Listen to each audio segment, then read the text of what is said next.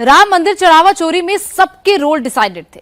कौन दान पेटी खोलेगा, कौन बंडल बनाएगा, कौन सीसीटीवी से बचाएगा और कौन वाउचर में खेल करेगा, कौन बैंक पहुंचाएगा, कौन रास्ते से नोट निकालेगा और कौन बैंक में पैसे जमा कराएगा। ये चोरी कोई एक दिन में नहीं हुई, एक हफ्ते में नहीं हुई, करोड़ों रुपए की चोरी हुई है और महीनों तक हुई है। अलग अलग तरीके से हुई है। पैंट की जेब में गड्डी छिपाई गई, मोजे में छुपाकर गड्डी ले गए, रामलला को चढ़ाए गए सोने के कंगन, बाली, बूंदे सब चुरा कर ले गए, हीरे का हार भी गायब कर दिया। 45 दिन की सीसीटीवी फुटेज पे 60 बार इनकी चोरी पकड़ी गई।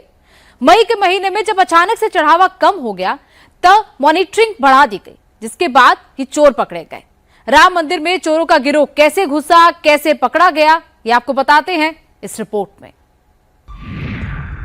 45 दिन की फुटेज, 60 बार चोरी करते पकड़े गए राम मंदिर के 8 चढ़ावा चोर।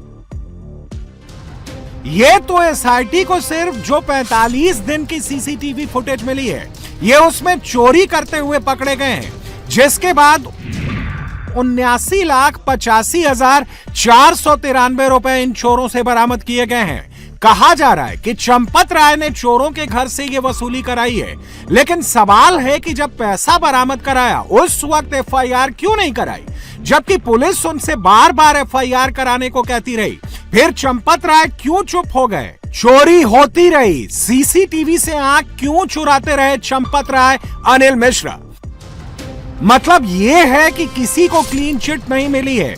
जो सीसीटीवी में देखा है, पहले उस पर शिकंजा कसा है। और ये जो 8 चोर पकड़े गए हैं, चंपत राय और अनिल मिश्रा के ही सिफारिशी थे। इसलिए कहा जा रहा है अभी तो ये ट्रेलर है, सोमवार के बाद पुलिस इन 8 की कोर्ट से रिमांड मांगेगी और जब इनसे पूछताछ होगी तो जो पिक्चर रिलीज होगी वो चौंकाने वाली भी हो सकती है।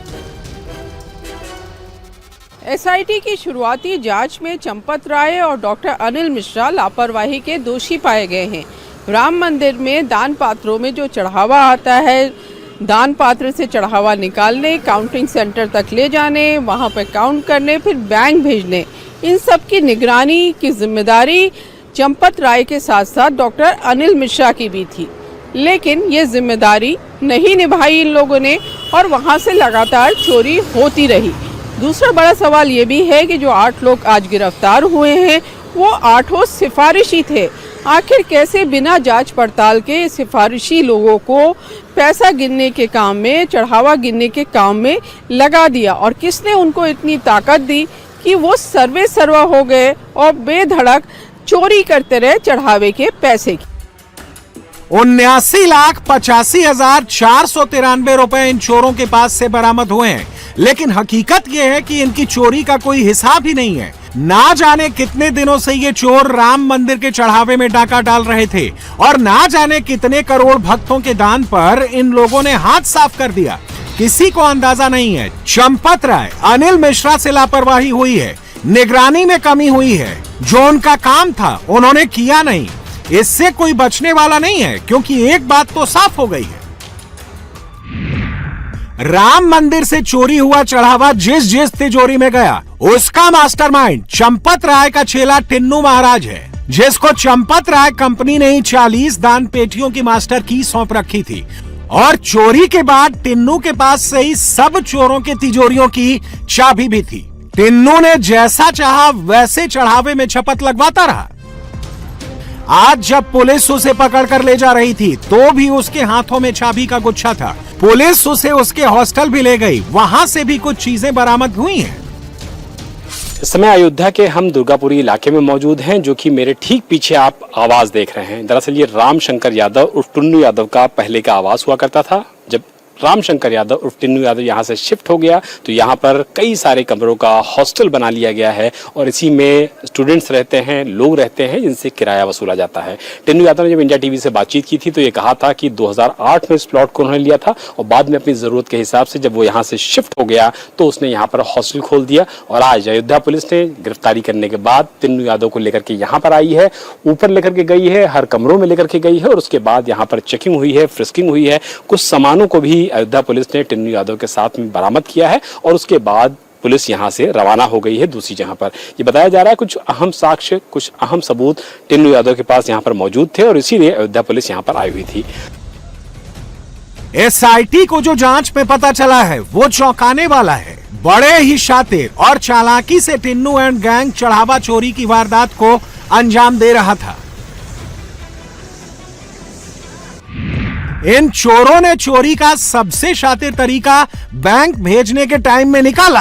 काउंटिंग सेंटर में 5 रुपए, 20, 50, 100, 500 रुपए की गड्डी बनाई जाती थी। फिर बैंक में 10-10 गड्डी का एक बंडल बनाकर जमा किया जाता था। बैंक में जो बॉक्स भेजा जाता था उसमें 500 रुपए और 200 रुपए की गड्डियों में ज्यादा हेर फेर होता था। गड़बड़ी ऐसे होती थी जैसे 500 रुपए की 10 गड्डियों का एक बंडल यानी कि 5 लाख रुपए इसका वाउचर बन जाता। खेल यही होता, 10 बंडल की जगह 13, 14, 15 बंडल रख दिए जाते यानी 500 रुपए के 3 से 5 बंडल गायब होते। जिस बक्से में बंडल बैंक जाते उसे गाड़ी में रखा जाता। बैंक के रास्ते बंडल से एक्स्ट्रा गड्डी निकाल ली जाती।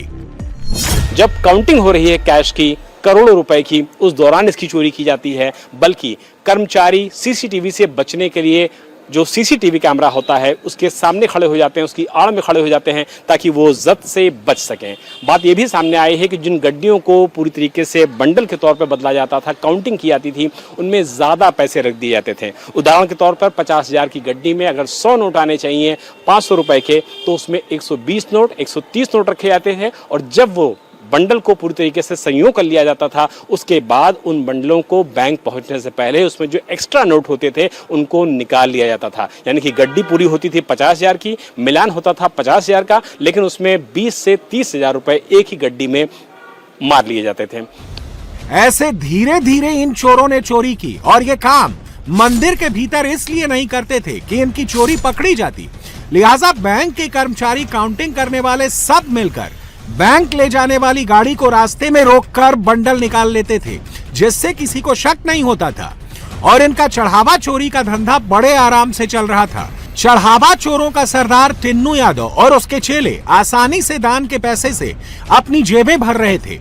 एसआईटी की रिपोर्ट में चोरी के कई हैरान करने वाले तरीके पकड़ में आए हैं और सबका मेन सोर्स टिन्नू था और चोरी का मेन कोर्स का टीचर भी टिन्नू था। टिन्नू यादव की जिम्मेदारी कैश को बैंक पहुंचाने की थी। जो हिसाब किताब तैयार होता था उसका काम अनुकल्प और लौकुश करते थे। इनका काम था रुपयों की गड्डियों और बंडलों को तैयार करना। कम गड्डियों का वाउचर बनाते थे। आरोप है कि काउंटिंग सेंटर में चढ़ावा गिनते वक्त कई बार सीसीटीवी बंद कर दिया जाता था, कुछ मिनट सीसीटीवी बंद किया जाता और कुछ चढ़ावा चोरी को अंजाम दे दिया जाता। कुछ लोग रुपए की गड्डी मोजे के अंदर छुपा लेते तो कुछ कपड़ों के अंदर छुपा लेते। टिन्नू यादव के 45 दिनों में कई बार काउंटिंग सेंटर में आने जाने के सबूत मिले हैं। बैंक और ट्रस्ट के जो कर्मचारी काउंटिंग सेंटर में जाते उनकी तलाशी ठीक से नहीं होती थी। ये सब निगरानी करने की जिम्मेदारी चंपत राय और अनिल मिश्रा की थी, जिन्हें इस बात को तस्दीक करना था लेकिन उन्होंने नहीं किया और टिन्नू यादव अपने साथ अपने भतीजे मनीष यादव को भी चढ़ावा चोरी के इस खेल में शामिल कर लिया और उसका भी रोल फिक्स कर दिया। मनीष यादव टिन्नू यादव का भतीजा है, वो भी सीसीटीवी में चोरी करते कई बार देखा गया है। टिन्नू ने ही मनीष यादव को नौकरी लगाई थी। मनीष की ड्यूटी भी कैश गिनने में लगाई गई थी। मनीष के घर से भी चोरी का पैसा बरामद हुआ है। उसकी निशानदेही पर 36 लाख रुपए बरामद हुए हैं।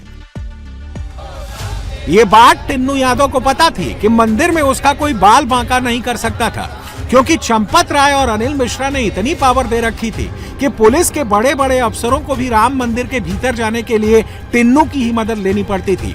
राम मंदिर में एंट्री का फर्स्ट पर्सन टिन्नू ही था।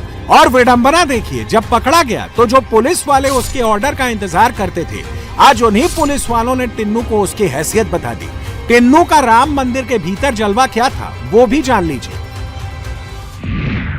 ऑटो ड्राइवर टिन्नू जब से चंपत राय से जुड़ा, टिन्नू यादव से वो टिन्नू महाराज हो गया।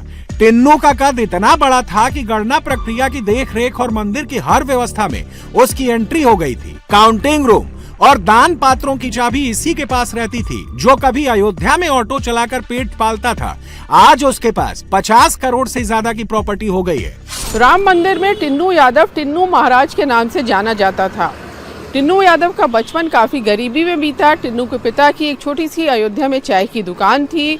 धीरे धीरे टिन्नू ने ऑटो खरीदा और फिर आरोप ये है कि चढ़ावे के पैसे की इतनी चोरी की कि एक के बाद एक ऑटो आने लगे और इतना पैसा जमा हो गया कि टिन्नू यादव ब्याज पर पैसा उधार देने लगा।